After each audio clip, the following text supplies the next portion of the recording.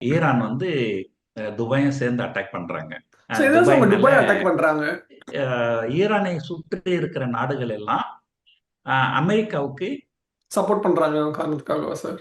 அதாவது அமெரிக்காவுடைய போர் கப்பல்கள் வந்ததுன்னா துபாயில ம். வந்து அனுமதி கொடுக்குறாங்க.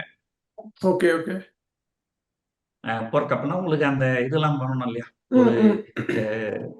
ஃபியூயல் வந்து ரீஃபியூயல் பண்ணணும். இப்ப நீங்க ஆமா, பைக்ல போறீங்க, அங்க பெட்ரோல் பங்க்ல நிறுத்தி பெட்ரோல் போடணும்ல. இல்ல அங்க இருக்கிற நிக்கிற ஹோட்டல்ல இருந்து சாப்பாடு வாங்கணும்ல. இப்ப ம், அந்த ம், அந்த ம். கப்பல்ல இருக்கிறவங்களுக்கு எல்லாம் சாப்பிடறதுக்கு உணவு, அதெல்லாம் ஏதோ ஒரு நாங்க அந்த அமெரிக்கால இருந்து ரொம்ப தூரத்துல இல்ல இருக்கிறாங்க. ஆமா. இப்ப இங்க இருக்கிற கிட்ட இருக்கிற நாடுகள் கூட இது பண்ணி தான் இங்க இருந்து பெட்ரோல் போடுறது, சாப்பாடு, உணவுப் பொருட்கள் வாங்குறது, ஏதாவது மிஷின்ல ரிப்பேர் ஆயிடுச்சுன்னா அதை ரிப்பேர் பண்றது, அதெல்லாம் செய்யணும் இல்லையா? ஸோ அந்த லாஜிஸ்டிக் சப்போர்ட் வந்து மற்ற நாடுகள் கொடுக்குறாங்க. United Arab Emirates, Saudi Arabia, Bahrain, Qatar.